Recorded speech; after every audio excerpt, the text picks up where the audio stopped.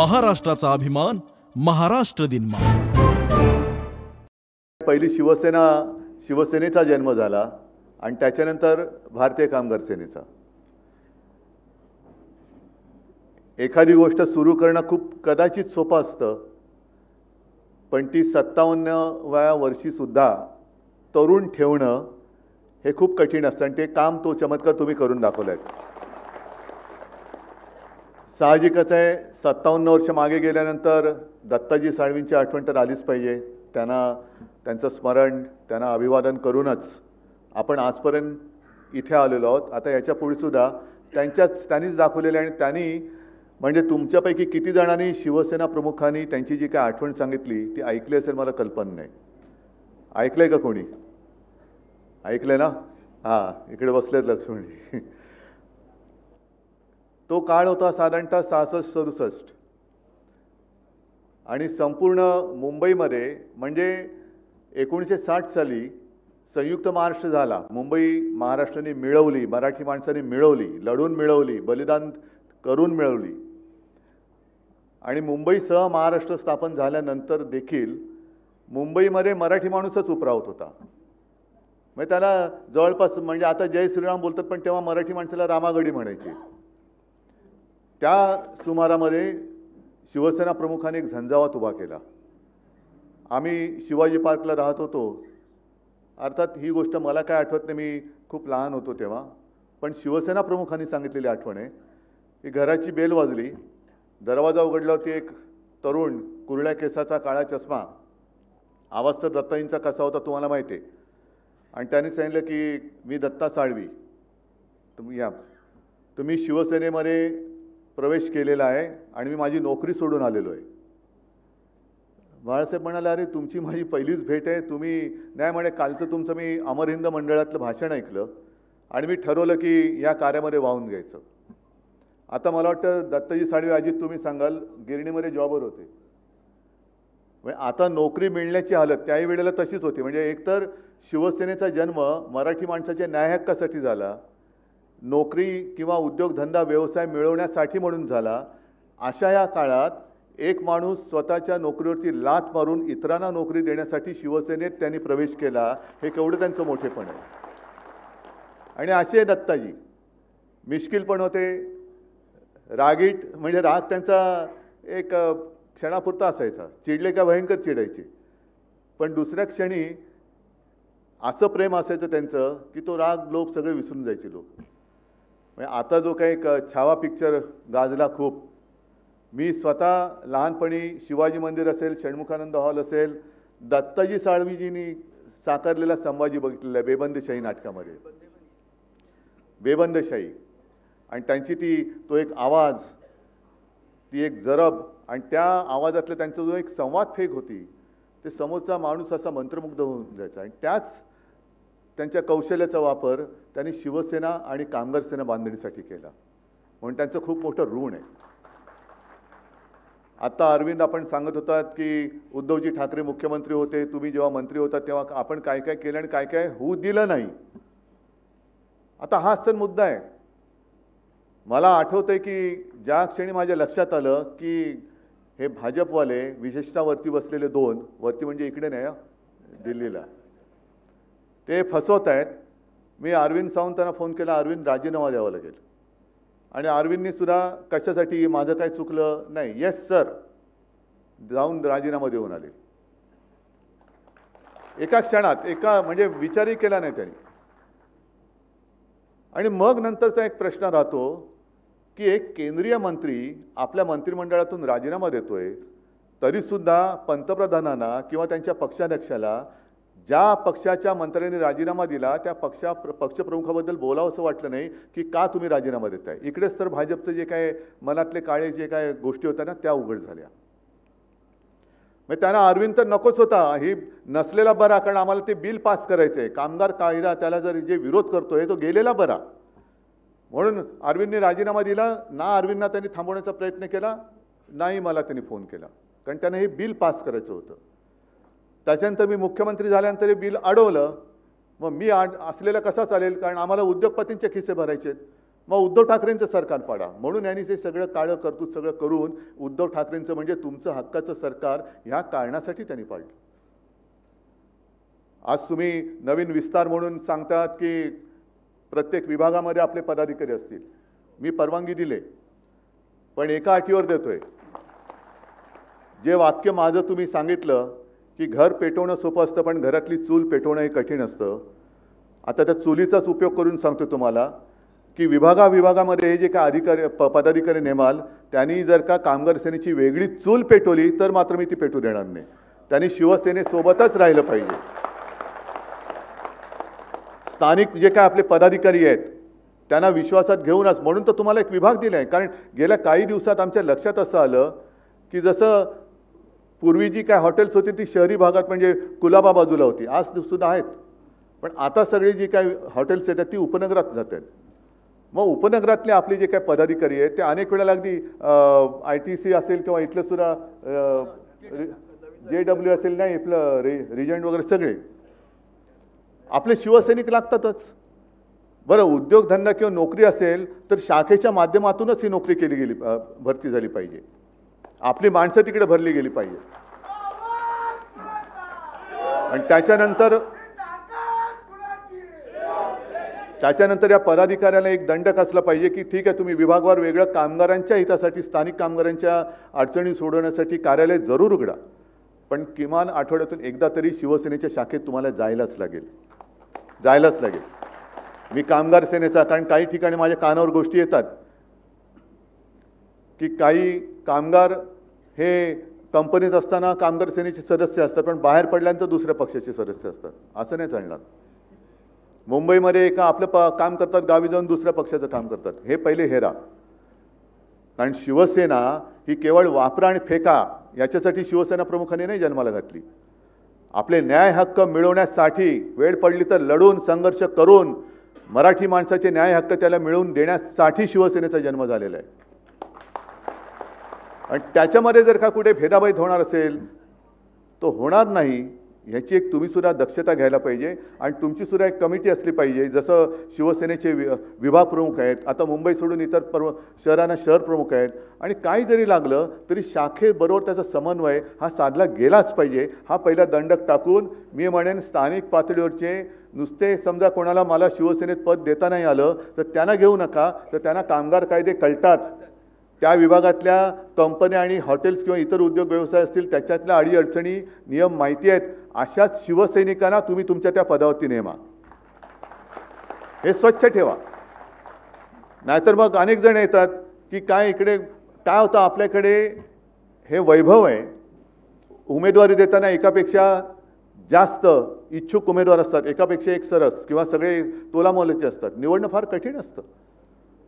मग कधीतरी मी तुम्हाला सगळ्यांना सांगतो, माझ्यासमोर निवडणुकीत लोक येतात, आत्तासुद्धा पदाधिकारी नेमताना तोलामोलाचे 2-2, 4-4, 5-5 लोक येतात. जिल्हा प्रमुख पाहिजे, म्हणजे व्हायच्या ताकदीचे असतात, शहर प्रमुख व्हायचे असतात. मग त्याच्यातनं निवडण्याचं कसं? कारण 4 जण आले, एकालाच पद देऊ शकतो, एकालाच उमेदवारी देऊ शकतो. त्याला दिल्यानंतर मग बाकीचे नाराज. सगळेच होतात अशातला भाग नाही, तरी सुद्धा अनेक जण तुमच्यापैकीच कितीतरी आहेत की त्यांना आजपर्यंत मी काही दिलं नाही तरी शिवसेनेसाठी, मराठी माणसासाठी आणि हिंदुत्वासाठी लढतायत. मग मी सगळ्यांना काय सांगतो की अरे एकदा तुम्ही माझ्या खुर्चीत बसून बघा. पक्षप्रमुख उद्धव ठाकरे, कुटुंब प्रमुख उद्धव ठाकरे यांचा विजय असो, तो विजय त्या खुर्चीत बसून दाखवा आणि मग बघा काय असतं त्या विजयाचं. एक मी दुःख नाही म्हणत कधीच, पण ह्या गोष्टी अशा असतात. आणि नंतर मग काय होतं की ठीक आहे, अमुक शिवसेनेचं नाही करता आलं तर युवा सेनेचं तरी करा. अरे हा परवा आला होता याच्या नातवाला ॲडमिशन पाहिजे म्हणून, आणि ह्याला युवा सेनेचं करू. तसं नाही. तर तसं तुम्ही पण एक पथ्य पाळा की इथे मी काय करू, म्हणजे नाईलाज असेल तर तिकडे लगेच तुम्ही कामगार सेनेचं नेमला, असं करू नका. एक जण तर माझ्याकडे असं आलं होतं की मला साहेब अमुक पद देता येत नसेल तर निदान सामनात तरी घ्या. अरे म्हटलं हे काय सामना, मुखपत्र जरूर आहे पण शिवसेनेत नाही म्हणून ही काय ॲडजस्टमेंट सेना नाही आहे कुठे. एक नवीन सेना काढूया आपण, ॲडजस्टमेंट सेना. असं नाही करता येत. तर तिकडे सगळ्यांचाच मान राखून हे काम करणारी लोक तिकडे नेमा. कारण आत्ताचा सुद्धा काळ आहे, कामगार कायदे, विरोध तर करायलाच लागेल. पण विरोध करताना ज्या वेळेला आपण निवडणुकीला सामोरे जात असतो तेव्हाच जर का आपले डोळे उघडून आपण मतदान केलं ना तर हे कायदे आणणारेच आपण तिथल्या तिथेच त्यांना चिरडून टाकलं असतं. पण तेव्हा आपण आपले विस्कळीत असतो, काहीतरी एक गारूड आपल्या डोक्यावरती टाकलं जातं, बुद्धीवरती. जसं आता मध्ये वक्फ बोर्डाचं टाकलं. आपण का विरोध केला? वक्फ बोर्डाच्या सुधारणेला विरोध करण्याचं कारण काय की जो प्रश्न मी असेन, अरविंद सावंतांनी लोकसभेत असेल, जो सरकारला विचारला तोच सुप्रीम कोर्टाने त्यांना विचारला.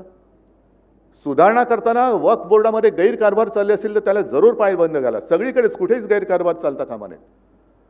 पण जेव्हा वक्फ बोर्डावरती गैर मुसलमान माणसाची तुम्ही नेमणूक कायद्याने करण्याचं बंधन टाकताय, मग तेव्हा माझा मूलभूत प्रश्न असा आहे, मग आमच्या हिंदू धार्मिक संस्थांवरती उद्या जर का तुम्ही मुस्लिम किंवा गैर हिंदू टाकणार नाहीत ह्याची खात्री कशावरून तुम्ही देता?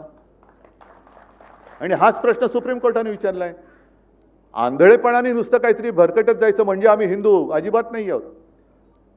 आणि नुसतं हिंदी बोललं म्हणजे आम्ही हिंदू आहोत, गुजराती बोललं म्हणजे आम्ही हिंदू आहोत अजिबात नाही. आम्ही मराठी बोलणारे कट्टर तुमच्यापेक्षाही जास्त देशाभिमानी हिंदू आहोत. पण हे असं आपल्यात भांडण लावून ठेवायचं, वक्फ बोर्डावरनं मारामारा लावायच्या, आता भाषेच्या सक्तीवरनं लावायची आणि मग ही अशी बिलं ही मंजूर करून घ्यायची. म्हणजे कामगार कायदे, काळे कायदे, शेतकऱ्यांचे कायदे. पण ज्याप्रमाणे शेतकरी रस्त्यावरती उतरला तसा कामगार अजून उतरला नाही. कामगार उतरला नाही.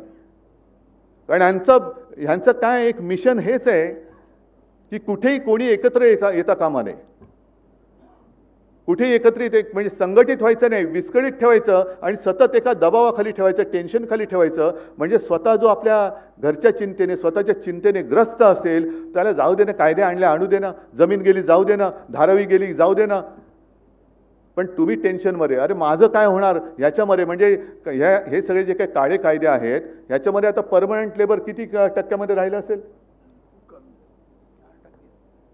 किती टक्के? टक्क्यात मोजायची वेळ आली. कारण रोजची तुम्हाला म्हणजे जे काही नवीन भरती होते, हायर अँड फायर, म्हणजे आज काम आहे उद्या काम असेल असं नाही, उद्या काम असलं तर तुलाच मिळेल असं नाही, सगळं काही मालकाच्या मर्जीवरती. म्हणजे मला माझ्या कामाची चिंता आहे, तू काय घेऊन बसल्यात कायदे बिदे, हे वक्त काय, हे काय ते काय, ह्याच्यातच आम्ही म्हणजे त्याच्यात बिझी राहिल्यानंतर हे काय करायचं. म्हणजे आज सुद्धा जी काय बातमी आलेली आहे आणि म्हणून मी काही वेळेला मुद्दाम म्हणून सामन्याखेरीज आलेल्या बातम्यांचा उल्लेख करतो. तुम्ही म्हणाले तुम्ही आम्हाला काय सांगताय, तसं नाहीये. आपल्याला भांडणात गुंतवून ठेवून ह्यांचे काय चाळे चालले ते बघा. आता ही मुंबई आहे, मुंबईमध्ये ओरबाडायचं काम चालूच आहे. आता ठाण्यामध्ये क्लस्टरची एक योजना आणतात. क्लस्टर करा, जरूर करा, पण ते एका बिल्डरसाठी करतायत. म्हणजे ह्या सगळ्या ज्या काही गोष्टी आहेत ह्या करून घ्यायच्या, सगळ्या गोष्टी त्यांच्या अगदी अदानीच्या घशात घालायच्या किंवा त्यांच्या उद्योगपती मित्रांच्या घशात घालायचं. पण तुम्ही त्याच्यावरती बोलता कामा नये म्हणून तुम्हाला भांडणामध्ये व्यस्त करून ठेवायचं. मग ते वक्फवरनं भांडा किंवा हिंदी मराठीवरनं भांडा, आणखीन कशावरनं पण भांडा, म्हणजे आमच्याकडे लक्ष येणार नाही, आम्ही आमचे सगळे पैसे ओरबाडून हे निघून जाणार. आज प्रश्न महत्त्वाचा एक आहे की आपलं हे जे काय आता दुर्दैवाने सरकार आले, दोन्हीकडे, इकडे काय आणि वरती काय, जाहीरनाम्याबद्दल कोणीच बोलत नाहीये. अगदी मी चला ठीक आहे, एक क्षणभर आपण धरून चालू की महाराष्ट्राचं सरकार हे त्यांनी दिलेल्या थापांमुळे किंवा आश्वासनांमुळे लोकांनी त्यांना मतदान केलं. लाडक्या बहिणींना आम्ही 2100 रुपये देऊ दिलं, लोकांनी बहिणीने आपलं मतदान केलं, मानू आपण. चला, शेतकऱ्यांची कर्जमुक्ती करू, शेतकऱ्यांना हमी भाव देऊ, सगळ्या एवढ्या लोकांना मोदी तर म्हणाले ते दरवर्षी 2 कोटी लोकांना रोजगार देऊ. कुठे त्याच्यावरती कोणीच बोलत नाहीये. त्याच्यावरती कोणी जर का विचारलं तर आम्ही म्हणजे अजित पवार सांगतात की माझ्या भाषणामध्ये कर्जमुक्ती कधी बोललो तर तुम्ही दाखवा. म्हणजे जे तुम्ही बोललात, ज्याच्यावरनं तुम्ही मतं मिळवलीत ते सोडून तुम्ही बाकीच्या सगळ्या गोष्टी करतात. मग हे एवढं खोटं बोलणारं सरकार आपण परत परत मी पुन्हा देईन, मी पुन्हा देईन, पुन्हा आपण त्यांना मत देईन, असंच हा कोणता म्हणजे कोणतं राजकारण हे. म्हणजे ते म्हणतात मी पुन्हा येईन, मी ठीक आहे, पण एवढं फसवल्यानंतर सुद्धा मी पुन्हा देईन, हा कुठला मूर्खपणा चाललेला आहे. आणि आज सुद्धा जे काय आहे की हिंदीची सक्ती पहिलीपासून काय करायचं,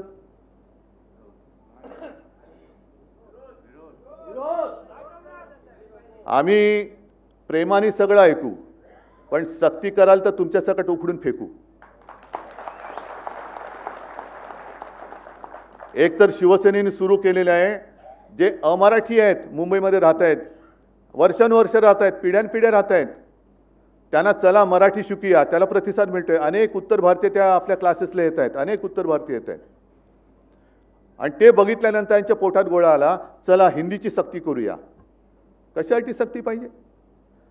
पहिलं महाराष्ट्रामध्ये सुभाष देसाई मंत्री होते, मी मुख्यमंत्री होतो. मला अभिमान आहे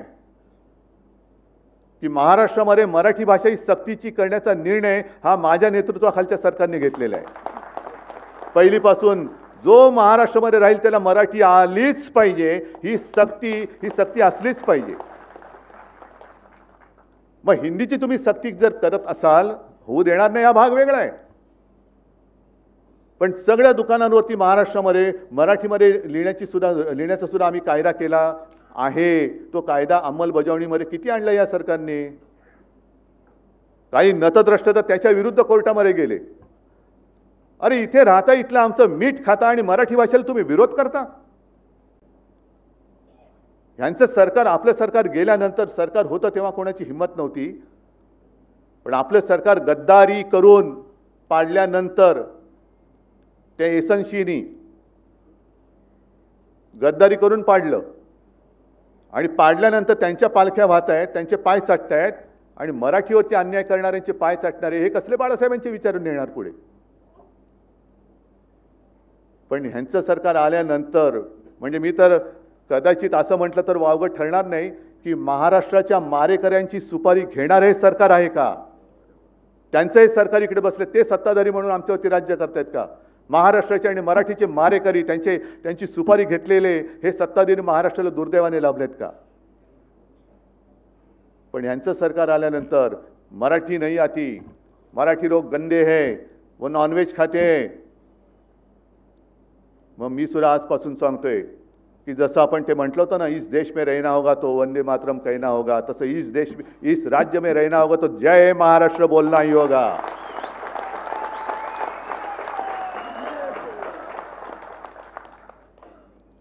आम्ही नेहमी त्यावेळेला सुद्धा शिवसेना प्रमुखांना विचारलं जायचं, तुम्ही मराठी करता, मग हिंदुत्व कसं? तुम्ही हिंदू करता, मग मराठी कसं? अरे आम्ही आमचं हिंदुत्व, मी बोललो ना, आम्ही अस्सल मराठी धर्म पाळणारे, मराठी भाषा बोलणारे आम्ही हिंदू आहोत. काय चूक आहे?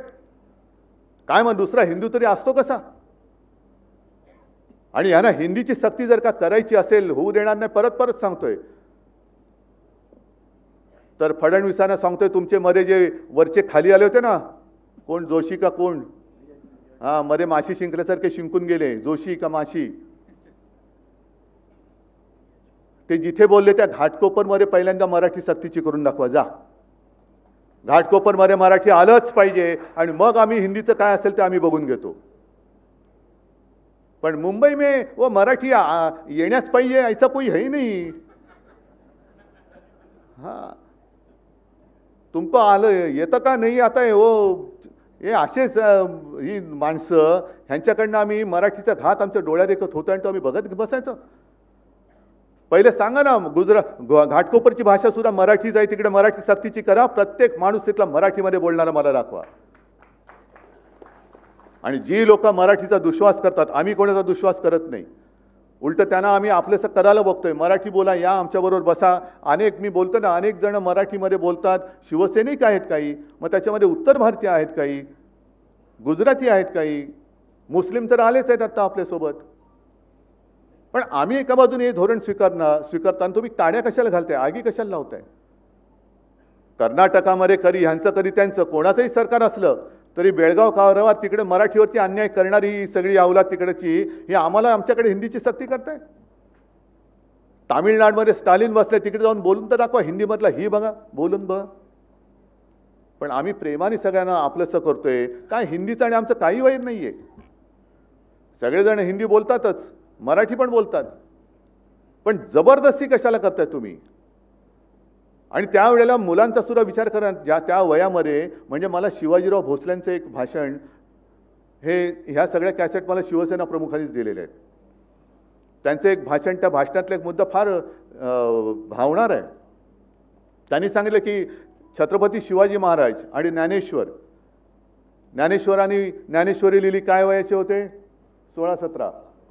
बरोबर आहे. शिवरायांनी तोरणा जिंकला काय वयाचे होते? 16-17.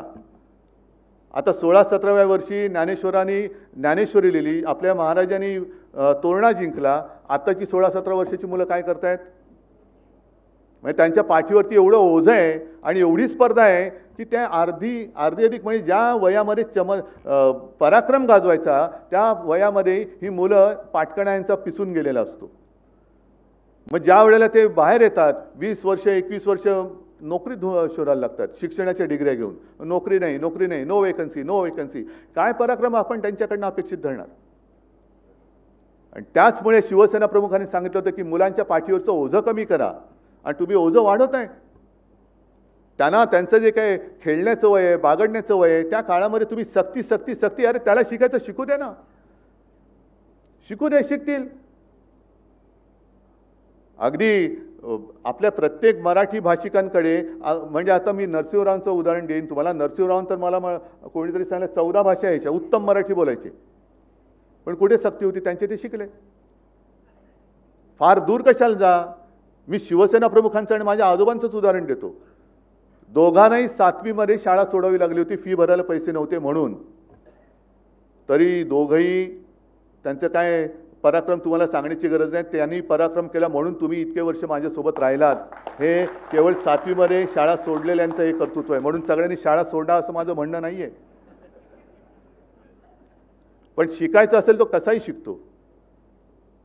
आणि पहिला महत्त्वाचा मुद्दा म्हणजे फडणवीस साहेब, तुम्ही जे काय आमच्यातनं गद्दार घेतलेत त्यांना पहिलं हिंदी काय पहिलं मराठी सक्तीचं करा. मराठी कसं बोलायचं, कारण त्यांचं मराठी म्हणजे काय. आणि तसं एक शिवसेना प्रमुखांचं भाषण सुद्धा आहे, ते आहे ना षण्मुखानंद मधलं. हा नाही ते असे ते हा मैंने बोलिया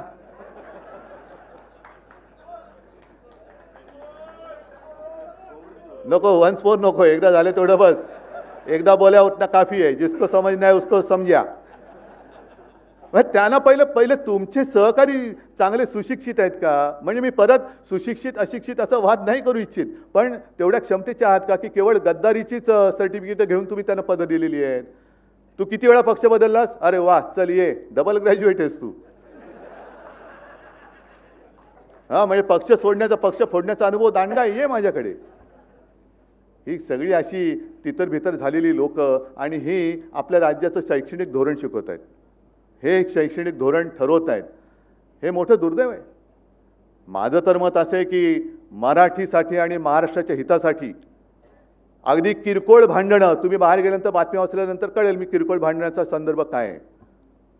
किरकोळ भांडणं बाजूला ठेवायला मी सुद्धा तयार आहे. आणि मी सुद्धा सर्व मराठी माणसांना या हितासाठी, महाराष्ट्राच्या हितासाठी, मराठीसाठी एकत्र येण्याचं आवाहन करतोय.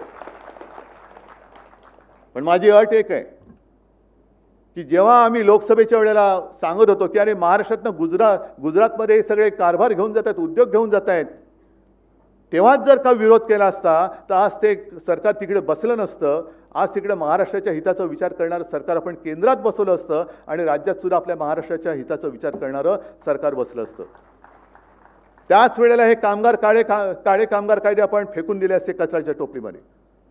पण तेव्हा पाठिंबा द्यायचा, आता विरोध करायचा, मग परत तडजोड करायची. हे असं नाही. महाराष्ट्राचं हित, मग त्याच्या आड जो कोणी येईल त्याचं स्वागत मी करणार नाही, त्याला मी घरी बोलवणार नाही, त्याच्या घरी मी जाणार नाही, त्याचं आगत स्वागत त्याच्याबरोबर पंक्तीला बसणार नाही. हे पहिले ठरवा आणि मग महाराष्ट्र हिताच्या गोष्टी करा. बाकी आमच्यातली भांडणं मी आज सांगतो, जी काय भांडणं माझ्याकडनं नव्हतीच कोणाशी, मिटून टाकली. चला, पण पहिले हे ठरवा महाराष्ट्राचं हित. आणि मग त्यावेळेला सगळ्या मराठी माणसांनी ठरवायचं की भाजपसोबत जायचं का शिवसेनेसोबत. म्हणजे माझ्याबरोबर एसनशी नाही, गद्दार सेना नाही, पण ठरवा कोणासोबत जाऊन महाराष्ट्राचं, मराठीचं आणि हिंदुत्वाचं हित होणार आहे, माझ्याबरोबर का भाजप बरोबर. आणि मग काय द्यायचा असेल तो अगदी पाठिंबा द्यायचा आहे, विरोध करायचा तो बिनशर्त करा, माझी काही हरकत नाही आहे. महाराष्ट्राचं हित ही एकच शर्त आहे माझी.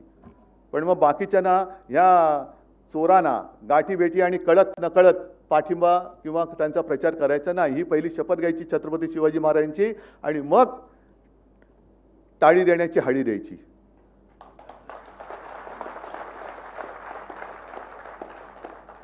आज संपूर्ण जे काय मी तुम्हाला सांगत होतो की महाराष्ट्राची संस्कृती मारली जाते आहे ना. मी अनेकदा सांगतोय, परत सांगणार, ही रामाची भक्ती आम्हाला भाजपने नाही शिकवायची. मी गेल्या वर्षी 23 जानेवारीला जेव्हा नाशिकला कार्यक्रम झाला तेव्हा काळाराम मंदिरात गेलो होतो आणि नंतरच्या सभेत मी सांगितलं होतं की आम्हाला भाजपा मुक्त राम पाहिजे. कारण नाही तर तेच होत आहे, रामाला भेटताना तुम्ही कशाला बडव्यांसारखे मरे पाहिजे भाजपवाले. आम्ही आणि राम आमचं आहे ते बघून आमचं नातं आहेच, तुम्ही कोण सांगणार आहे आम्हाला.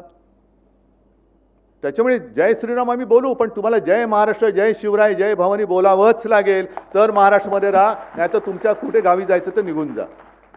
आम्ही इकडे मुंबईमध्ये महाराष्ट्रामध्ये सगळे भाषिक गुण्यागोविंदाने नांदतोय. त्यांच्यामध्ये काड्या घालण्याचे धंदे करू नका. जर तुम्ही आमच्यावरती सक्ती काही करण्याचा प्रयत्न केला तर ती सक्ती आज आम्ही जुगारून दिलेली आहे. हे आज मी जाहीरपणाने सांगतो. प्रेमाने बोलाल तर ऐकू, जबरदस्ती कराल तर लाथ घालून हाकलून देऊ. आणि त्याच्यासाठी मला कामगारांची पण गरज आहे. कारण समाजामध्ये 2-3 वर्ग असतात. कालच त्या एका पुस्तक प्रकाशनाच्या वेळेला मधु मंगेश कर्णिक बोलले होते की समाज पुरुष जो असतो म्हणजे कोण, तुम्ही जनता. तिला हजारो डोळे असतात, हजारो हात असतात, हजारो पाय असतात. आणि म्हणून तर मला वाटतं प्रॉब्लेम होतो. कारण हजारो पाय असल्यानंतर एक पाय म्हणतो इकडे जाऊया, दुसरा म्हणतो इकडे जाऊया, तिसरा म्हणतो तिकडे जाऊया. समाज भरकटतो तो त्याच्याचमुळे. समाज बघतोय, पण त्या समाजाला व्यवस्थित रस्त्यावरती ठेवणं हे कामगारांचं काम आहे. थांबा जरा, कोण भाजपवाला आहे का रे? आणि उद्या परत बातमी येणार, मध्येच राष्ट्रगीत सुरू झालं. जरा बघा, कोण नको तिकडे बोटं घालू नका.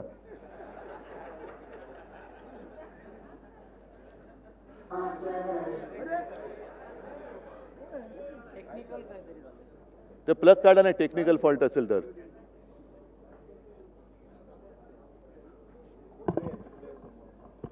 तर अगदी स्वातंत्र्य लढा असेल किंवा संयुक्त महाराष्ट्राचा लढा असेल, ज्या वेळेला गिरणी कामगार आणि कामगार रस्त्यावरती उतरला तेव्हा त्या चळवळीला एक काहीतरी मूर्त स्वरूप आला आणि तेव्हा तो लढा हा यशस्वी होऊ शकला. हे कामगारांचं मी नाही म्हटलं तरी एक शौर्य आहे.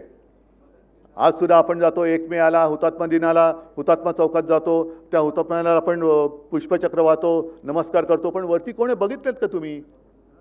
शेतकरी आणि कामगार हे दोन्ही आपल्या, ह्या आता जो शब्द होता ना भाग्य विधाते, आपल्या राष्ट्रगीतातला जो शब्द आहे भाग्य विधाता, तो भाग्य विधाता आपल्या देशाचा कामगार आणि शेतकरी आहे. मी म्हणेन कदाचित वेळेवरती त्यांनी ते वाक्य ऐकवलं मला. मी मगाशी त्याला जरा बोललो असेल, पण आता धन्यवाद देतो की वेळेवरती मला तो भाग्य विधाता शब्द ऐकवला. कारण भाग्य विधाता देशाचा माझ्या समोर बसलेला आहे. हा भाग्य विधाता आहे. तुमचं भाग्य, देशाचं भाग्य ठरवणारे तुम्ही लोक आहात. तुमचं भाग्य ठरवणारे राजकारणी नाही आहेत. पण तुम्हाला फसवून तुमचा अधिकार हा हिरावून घ्यायचा. आणि आता तर हसण्यावरती सुद्धा बंदी येईल की काय असं झालेलं आहे. म्हणजे मध्यंतर मी बातमी वाचली की ओडिसाचे एक निवृत्त न्यायाधीश आहेत एस मुरलीधर, त्यांनी त्यांचं मत व्यक्त केले. त्यांनी सांगितलं लोकशाहीचे नियम सगळ्यांना पाळलेच पाहिजेत, त्याच्याबद्दल वाद नाही. लोकशाहीमध्ये म्हणजे संविधानाबद्दल जे काही नियम आहेत ते सगळ्यांनी पाळलेच पाहिजेत. पण त्याचबरोबरीने स्वतःचे अधिकार हे तुम्हाला माहिती असलेच पाहिजेत. आणि या अधिकाराचा वापर आपण केला नाही तर आपल्याकडे तो अधिकार आहे हेच आपण विसरून जाऊ. आजकाल तर हसण्याच्या अधिकारावरती सुद्धा गदा येते की काय अशी भीती निर्माण झाली. हे माझं तर आहेच, पण त्या निवृत्त न्यायाधीश एस मुरलीधर यांचं सुद्धा मत आहे. तर हे अधिकार तुम्ही करायचेत, गाजवायचेत, जागृती तुम्हाला आणायचे. म्हणजे अरविंद, तुम्ही जे म्हणालात की विभागवार तुम्ही आता पदाधिकारी करतायत, तसं करा. पण त्याच्या मागे मला जे काम पाहिजे की शिवसेना आणि शिवसेनेचा महाराष्ट्राचा महाराष्ट्र धर्म आणि देशाला जपणारं हिंदुत्व याचा विचार पेरणारा माझा तो कामगार पाहिजे. आणि त्यांच्या सुद्धा बैठका झाल्या पाहिजेत. प्रत्येक वाड्या वस्त्यांमध्ये, प्रत्येक कंपन्यांमध्ये आपण काय करतो आहोत. जसं आता एक आता RSSच्या गोष्टी बाहेर यायला लागल्यात की यांचं गुप्त यांची शिबिरं चालतात. चिंतन शिबिर, कुंतन शिबिर नाही मनन चिंतन शिबिर, मनन शिबिर, त्याच्यामध्ये नेमकं चालतं काय? मग आपण आपले जे काही विचार आहेत हे आपण दिले नाही तर आणखीन दुसरं कोण देणार? आणि मग एवढं सगळं विचित्र झालेलं आहे की सोशल मीडिया असेल, अमुक मीडिया असेल, ह्या सगळ्या गोष्टीला मुकाबला करत करत आपल्याला खरं जे काय आहे ते जनतेसमोर बेधडकपणाने मांडणं हे आपलं काम आहे, तर तो खरा शिवसैनिक.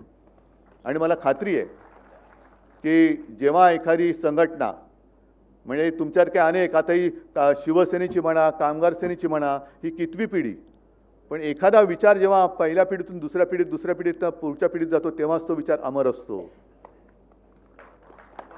तेव्हाच त्या विचाराला अमरत्व प्राप्त होतं. आणि तसं शिवसेना प्रमुखांनी आणि अगदी माझ्या आजोबांनी दिलेला विचार हा आज सुद्धा पुढच्या पिढीला आपला का वाटतो? कारण त्या विचारामध्ये काहीतरी जीव आहे, त्या विचारामध्ये काहीतरी तेज आहे, काहीतरी प्रेरणा आहे, आणि तोच विचार हा आपला प्राण आहे, हा आपला प्राण आहे. म्हणून आपण म्हणतो ना, जीव गेला तरी 72, अजिबात घालवायचा नाही. जो जीव घ्यायला येईल त्याचा जीव गेला तरी 72, पण मी लढेन लढेन आणि लढेन. जय हिंद, जय महाराष्ट्र. धन्यवाद साहेब.